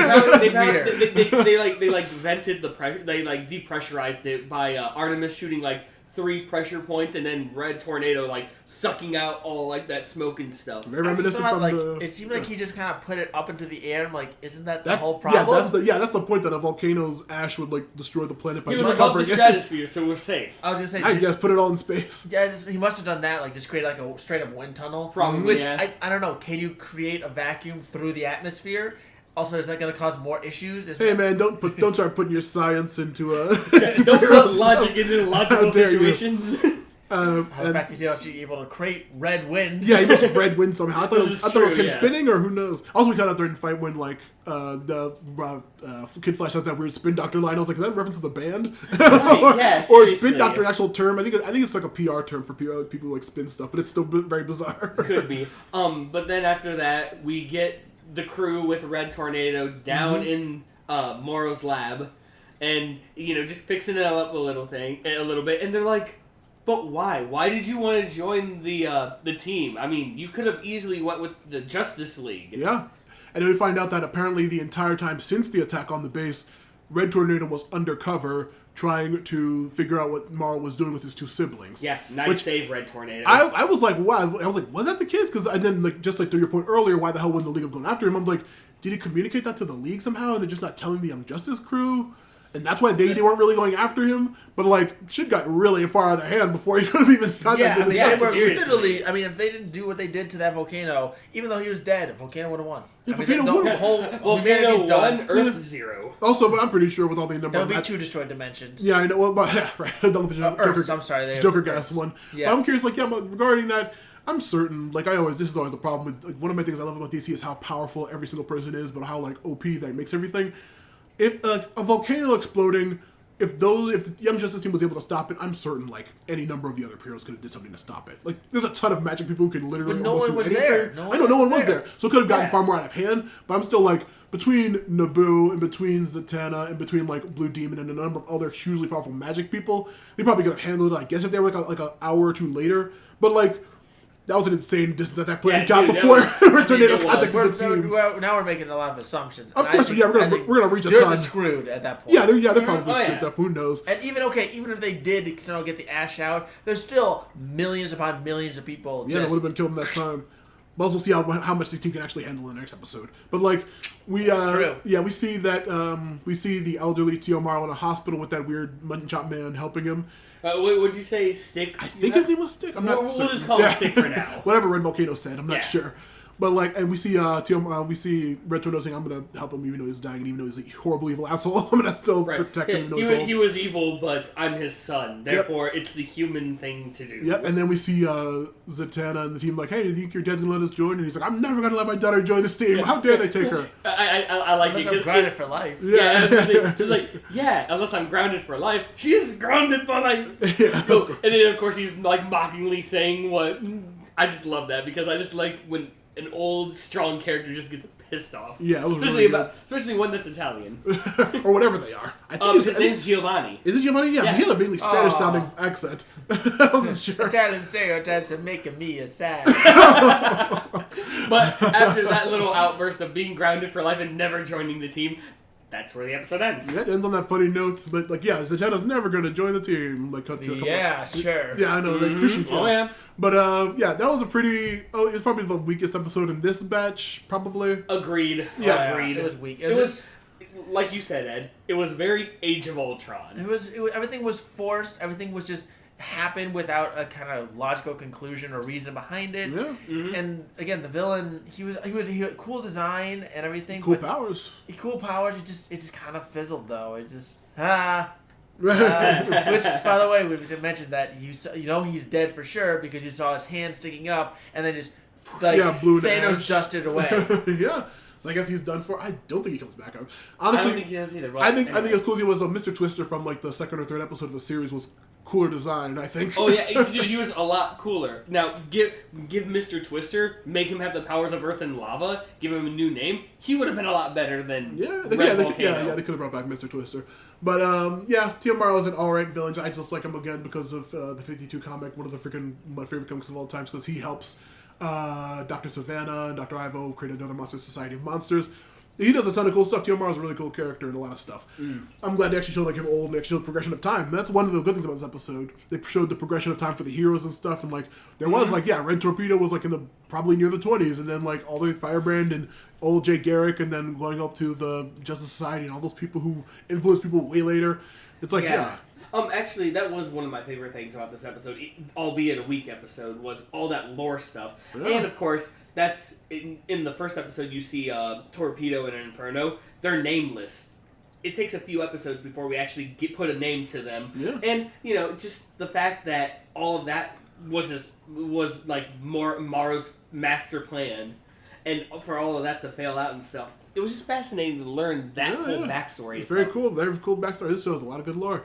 Now, let's cut to the final episode of this batch, Failsafe. A very crazy episode. Oh Crazy. my goodness! Yeah. I forgot how crazy this was. It's good in theory, but I don't know. I didn't. The longer I sit away from it, and I just watched it before we got here, it kind of loses some of the luster. What it creates in lore is great, but parts of it are just kind of eh. We'll get into the details. I have some problems that I want to point out too. But let's see. Failsafe opens with a weird, vague nameless, which I'm upset about because I love just dumb little tidbits. Right. Alien red ship approaching Earth over the moon. And we see Hal Jordan and Jon Stewart, two Green Lanterns that I love, and Batman approaching the thing into space. We see the two Green Lanterns try to communicate with the ship, or is it Batman that tries to communicate? No, it was the Lanterns. The Lanterns try to communicate, and then they immediately get disintegrated. Yeah, they get disintegrated. I'm like, whoa! Yeah, you just killed two Green Lanterns, how dare you? We just went from 0 to 90 in like 3 seconds. Yeah, also, I'd like to point out that we didn't see their rings fly away back to new owners. That's exactly how the Green Lanterns work. How dare they? nerd. I mean, they might have been obliterated by They might have been because obliterated. it broke right through their shield. Yeah, They that put is it on true. the shield, it broke through them, and they went down. So it's possible that those rings are just destroyed. Yeah, well, also, we found out the nature of the beams is very bizarre. The pseudo-teleporting, so Right, who knows? we'll get to that in a moment. I'm Yeah, with this. but then the rest of the league deploys from inside of Batman's ship. We see Superman, Captain Atom, Shazam, Captain Marvel. Captain Marvel's with them? Shazam okay, was.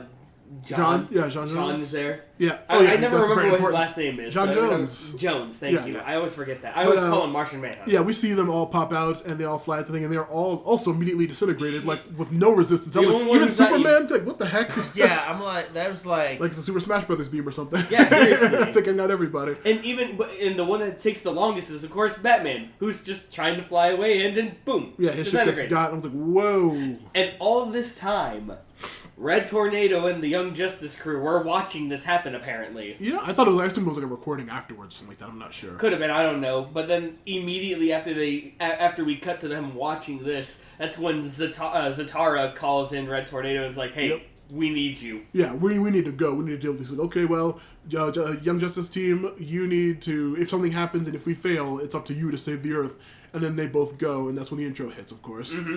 Then after that, we get not Cat, we get Iris West Allen, yep. Alice West Allen, who is Barry Allen's wife, wife of the Flash. Oh, that's right. You know, I never knew her name. Anyway. Yeah. Well, I know her because of the CW. No, I know her from Justice, all kinds of other stuff. But also, she's Wally's aunt. Oh, okay, That's important to tell.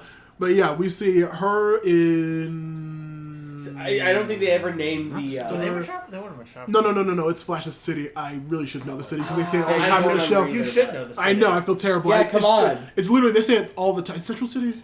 I think it's Central City. I think it's Central. Yeah, but like, we'll go with that. I should know. I feel terrible. But better. We see, you two suck. Anyway, we see the Flash rescue her, and is it also Zatara's with them? Zatara saves the cameraman. Yep, and then they see him bring him to another roof. We see Zatara and the Flash go off to try to rescue another group of people on top of a building. And, say it with me now, kids, immediately get killed. Yep, it's insane. And then they just get blown up. It's like a huge explosion, I think. Yeah, they didn't get zapped. They got blown up. Yep. And then we see Iris freak out because that's her husband who just got killed in front of her. And then they're dead. Yeah, and then they get immediately stabbed. The cat's like, no! Yeah, Cuts the cat grins. we cut the cat and being like, oh no!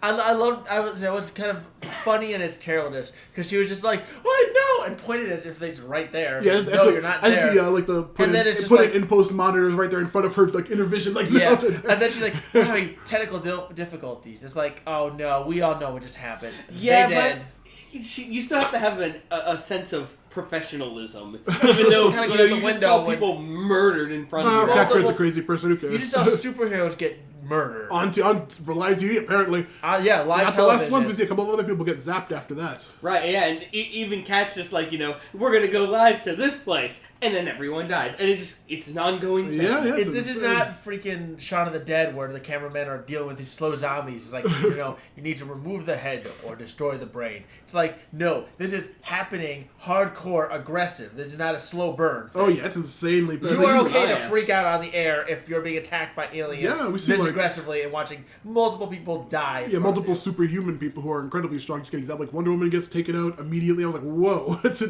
Dude, it is shocking. It's shocking, intense. to say the least. And then we finally come back to the team who's just like, we need to do something about this. We're literally the last ones here now. Yep. And they cut the Red Tornado, and he's like, I think I'm the only one left. Yeah. And then zoop. Yep, immediately taken out too. Eesh, it's crazy. We see them focusing on where the ships are. We see the team say, like, there's one ship by itself. Did it get lost? Like, oh, it's over the Fortress of Solitude. And Connor freaks out because... Superboy's like, here's the Fortress of Solitude? And it's like, oh, sorry, dude. He's like, oh, whatever. Oh, that's right. It's still his trigger word. Does he know it now? Like... right. Does he actually know about it? Or, like... Well, technically, I think he should, regarding the nature of the situation. He should know right now. he's a force of solitude. That's a real thing, and that's real. And it's like, oh yeah, it is. Sorry. Yeah, right. And he's just like, Hey, well, by the way. I mean, you're not gonna find out. He doesn't spend a second of his day with you, so it doesn't make a difference. Right. And then as they find out about that, they actually go to that. Yeah, some really, really cool new outfits. Some snow outfits. Yeah, for the you're team. right. It's their stealth uniforms. Only they're not black. They're white. Yeah, That is the key. Robin- Because yeah, they Snow. 100% get what they need to get done here. Yeah, Exactly. the really cool part where they Robin has a really cool elaborate snow outfit. It's really funny. But like, yeah, they see his ship, they take it, they actually take the ship down themselves. Wait. You're saying that they did a quote unquote reconnaissance mission and Yeah. actually succeeded? Actually stayed in stealth and actually took down the target.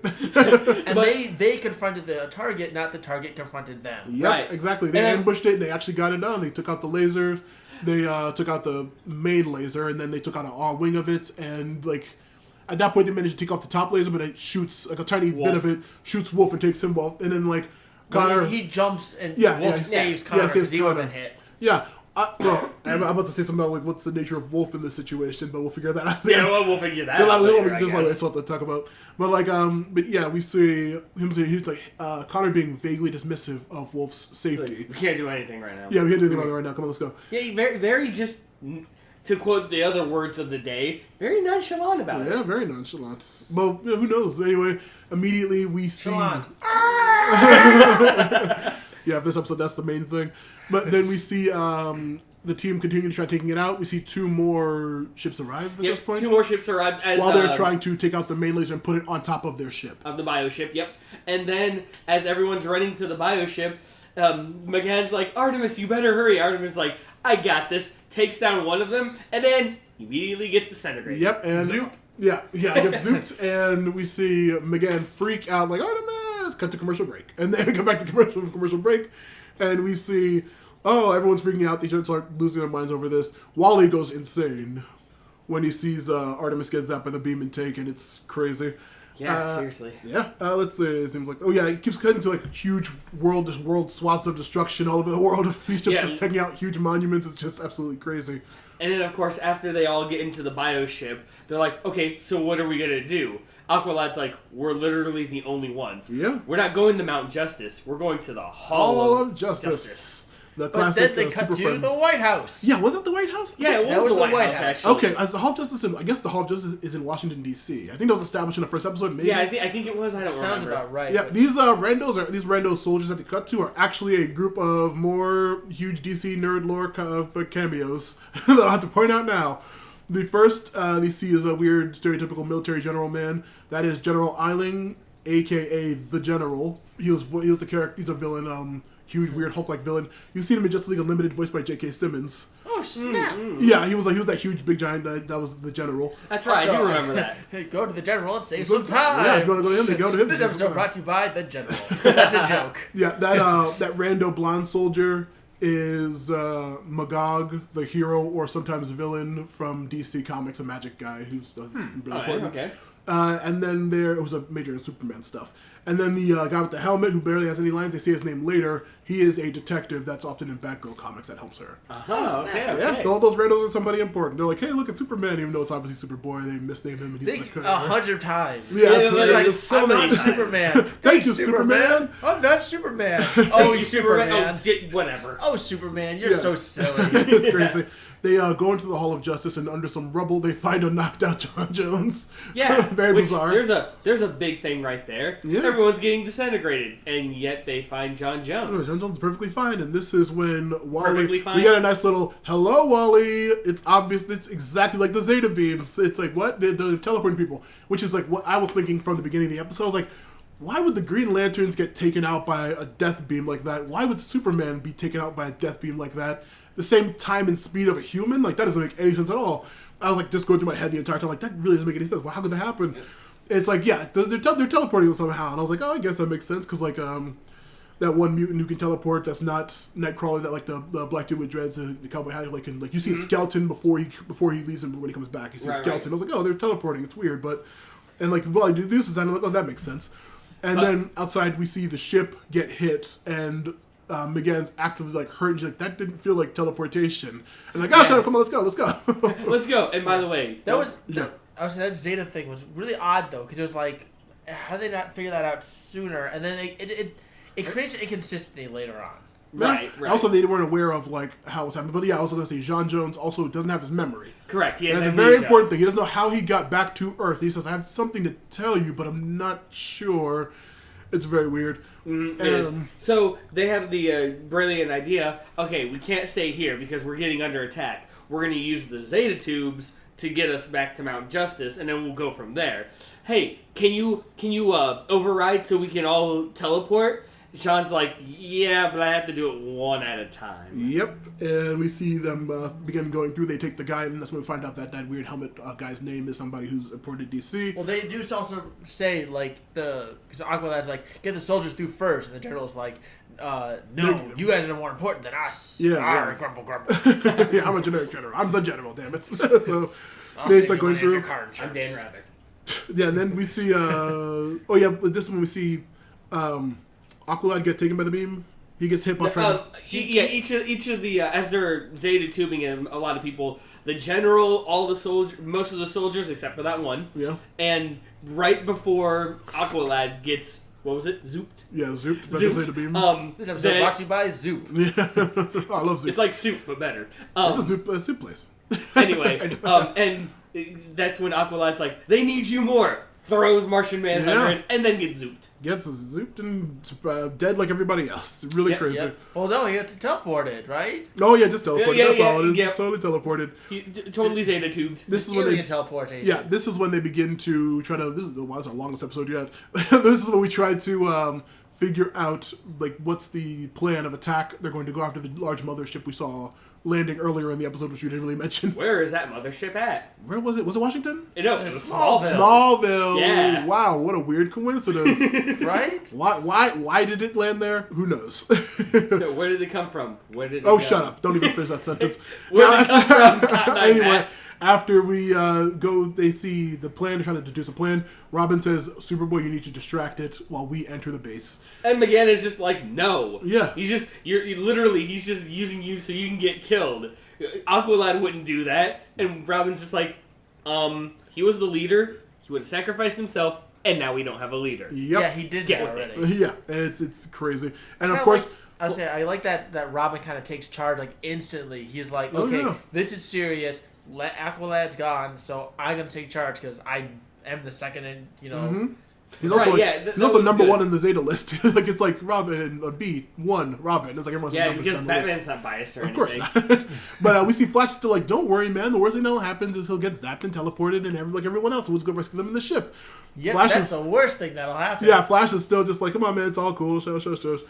Then they give a rousing speech across the whole planet. Mm-hmm. Somehow we see a bunch of other characters. Yeah. We see Zatanna, we see Rocket, who's Icon's partner. Yep. Who's not established yet. We see a couple of other people. Yeah, we also see Roy and Tula and who's the guy? The main Aqualad. Yeah, the real Aqualad. Garth, that's his name. Garth, yep. Yeah, a whole lot of cameos of people we've already seen. We see Alfred, we see Betty Kane, we see Barbara Gordon. Yep, we see a ton of people. Do you see the Marvin and that girl from the high school who are... they're there with Alfred and the others. Yeah, we see the high school, all those huge high school characters. And then we cut back to... Smallville. Yep, Smallville, them assaulting the thing. The plan goes well. Smallville. And they go back and everything's doing well. Superboy's taking out the lasers and taking out some ships as everyone starts infiltrating. And then we see Superboy get hit and gets killed or teleported. Who knows? And McGann is... once again gets winded. But she's super sad. Yep. And Wally's like, oh, hey, don't worry. He just got teleported. And that's when Jon Jones is like, I remember now. Yeah, I know what's going on now. They're not getting teleported. They're dead. And you're like, what? I was like, no, she's not really dead. And Robin's like, yeah, I figured because we've been scanning for life forms and I haven't seen anything inside of this ship the entire time. Yeah, they died for realsies. Yeah, it's insane. It's like, what the heck is going on in this episode? They finally find the inside core that they need to blow to destroy the entire ship. McGann and Jon Jones are like, okay, we're going to go out. And Robin's like, yeah, we're going to stay here. Don't worry. We'll get out before it explodes. Well, hold on. You skipped a whole bunch of stuff. Robin and Wally being get to the core and put a bunch of explosives on. Yeah. And then they're like, we got to get out of here. And then they're getting attacked by ships, by little weird monsters inside of it. Cut off. Yeah. And that's when he says that. Right. And then, of course, McGann and Jon Jones leave, and all of a sudden, kerboom! Yep, Robin and Wally are definitely dead. Well, they're not just zoop dead, they're just dead. Yep, dead. And we see that everyone, and then immediately, of course, McGann's like, well, at least we destroyed the ship. I guess it's terrible. She's distraught. They look up. Another big-ass mothership is landing on the planet. It's just like for nothing. She, like, utterly loses it. And then John's just like, no, I know what we need to do. And just turns his hand into a weird spear thing and stabs McGann in the stomach. And we wake up from a dream. Oh, man. What a dream. What a gem. He didn't kill Lois? Yeah. You mean St. Esfor didn't really happen, or a million other dream sequence endings? But that's when everything gets revealed. Apparently, they were Jon Jones connected all of them to a simulation. Yep, for a psychic test to try a huge, big-scale scenario. And what the team didn't know, because they knew going in that it was a test. Yeah. What they didn't know, it was a setup for failure. Yep, it was a no-win test, and they did not know that going in. But they knew it was a test the entire time, which is now we can go back to the episode. They were aware from the point of the Justice League being killed in space. They knew that was still fake. When they see the people in the city and they watch the news stuff, that's all that's fake. When they go to the ice place, that's all still fake. That's why the thing he was dismissive with Crypto, because at that moment... Who? Well, I'm going to call that Doug Crypto because it comes on my mind, because the Krypton TV show just introduced Crypto. But anyway, the wolf getting killed, he's just like, we gotta go, we gotta finish the mission. So up to that point, everything was fake. When Artemis is zooped by the weird teleporting death beam, that is when McGann, right before the commercial break, when McGann loses her mind, that's when it becomes entirely seemingly real to them. Because it becomes real reality. To McGann. Yep. And they even were like, the group was like, well, you could have just gotten us out. And Jon Jones was like, I did try that. Yeah. And for some reason, her subconscious, McGann's teen subconscious angst was like so powerful that even I couldn't do anything. So I had to go in and try to save you all. Yep. But because when I got in, all of McGann's emotions and stuff were like cluttering in my mind, and that's why I couldn't remember anything. Mm-hmm. And that's why he was knocked out too and didn't remember what the heck was happening. And everyone kept getting worse and worse, and of course that was what the scenario was built for, to continue to get worse. Yeah. And so they just continue she gets to get more crazy, and it's just like, oh, thank God we're finally out of there. That was a horrible experience. And I believe, was it Zatara and Bruce who were with him? No, it was. Yeah, actually, I think it was Zatara and Bruce. Yeah. Well, anyway, after all that, I mean, McGann is literally bawling her eyes out. Yeah. No, it was Shazam, because... Oh, yeah. Yeah, because Shazam goes over to McGann. Mm-hmm. And, of course, Martian Manhunter just, like, falls down and weakened. And that's when we get kind of a big revelation about McGann. Oh, yeah. One of the first of many regarding this character. Still mysterious. And the fact is like... Even Batman's like, yeah, look, no one's blaming her. We didn't know. And Jon Jones is like, yeah, you're right. Her raw ability and everything, she's a way stronger telepath than even I am. Yeah, like she's the most powerful I've ever seen, which is like, whoa, why is that the case? That's crazy. Right. And that is how we end this very crazy episode of the podcast, or the podcast and the episode. But like that was a really, but like, what do you guys think of like weird pseudo dream ending things, or like almost weird simulation? My opinion, I mean, if done correctly, it can be alright. It can get a pass. But in this case, total cop-out in my opinion. I like the core concept and what it did, because it pushed them into the situations, and you got to see some great characterization from them. Mm-hmm. But everything moved really fast. There were some inconsistencies. I actually liked the ending, because I thought that they didn't just turn into, oh, well, this was just all a fake test. It was, oh, this was supposed to be a test. We all knew it was a test. But then it turned real because she was so powerful, I couldn't even control her. Yeah. And y'all almost died in there. Yeah, they were in comas. We forgot to mention that they were actually in comas after they got killed in the simulation. Because they were supposed to wake up when they got killed, but they didn't. But actually, that is a very fair point, because that actually... Now that you've said your piece about this, Ed, and me thinking about it a little more, it does remind me of one of the Batman animated series episodes where Batgirl and everyone... like that was an insane episode. That was actually one of my favorite ones. That was one of the most crazy episodes ever. And then, of course, you find out at the end it was actually her going super crazy because of the nightmare. The fear gas. So, it's actually very similar to this one, only this one actually has a more, like... larger scale thing? A larger scale kind of reason as to why everything went. So yeah, I can see that point, yeah. and it does make the whole like dream aspect make more sense to me. I mean, those characters, if you think about it, Aqualad showed his biggest flaw is that he's willing to sacrifice himself at the cost of the team. True, very true. Robin actually showed a strength in that he's willing to take over, and even that situation, he knew what had to get done despite what was going to happen to himself. Wally showed that he is tied to Artemis, and if she's gone, he loses his cool, and when things go bad, he goes really bad. Yeah, he was really out of control. We already know what Magan is.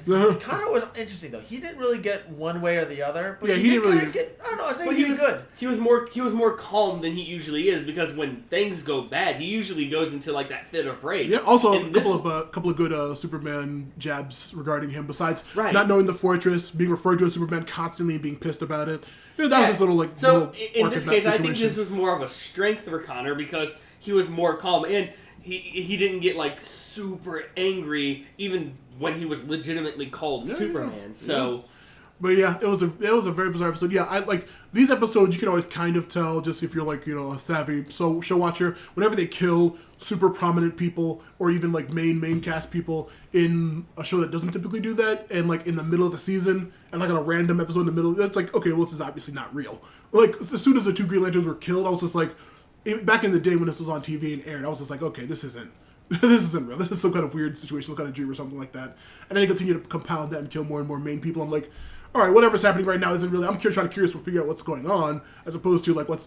And I assumed it was a teleportation thing too. I was just like, okay, well, the way they're like disappearing and like I said earlier with like the whole my like nerd power level loving stuff. I was just like, that doesn't make any sense that a Green Lantern would be taken out and a human would be taken out and a ship would be taken out and a Kryptonian fully powered would be taken out by the exact same pace. Instantly. Plus, in space, isn't he even more powerful than on Earth? Yeah, that's nebulous. But also, Wonder Woman's bands, which can literally stop like sun strength super monsters. Like how like she gets taken out like outside. I'm like, something's up. This is not lethal. Whatever's happening isn't lethal.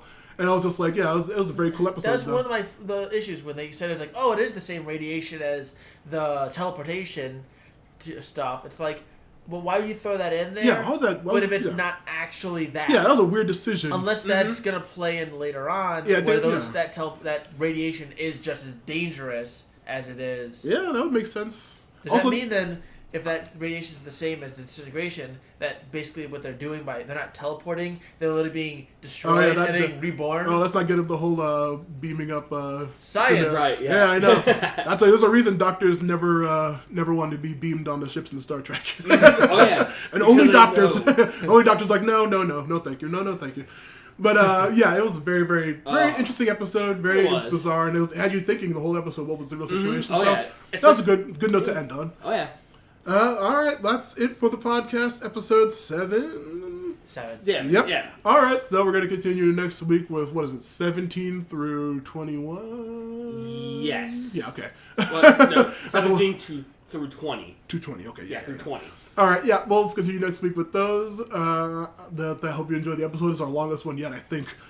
You're welcome. Yeah, thanks. And by the way, thanks to our guest, Ed, for joining us today. Any plugs, Ed? I do actually write video game reviews for darkstation.com. Oh. You can just search my name, Ed Bobincheck, spelled just like it sounds, Bob in check. And you can find my reviews there. I have a Twitter, @EdBobincheck. I barely use it, but feel free to tweet me there if you feel like it, and I'll tweet you back. Nice. What's the name of that website again? Darkstation.com. All right. Very nice. All right. My name is Matthew Lewis. You can find me at Matthew Lewis P on Twitter. You can find my Patreon and SoundCloud through Matthew Lewis Podcasts. You can check out my Forgotten Minotaur King story podcast on various things like YouTube and wherever you found this, probably. Let's say that's probably all my plugs. Well, and the only plug that I'm working on right now is actually I did decide to start creating a Facebook page for the Action Toon Bros.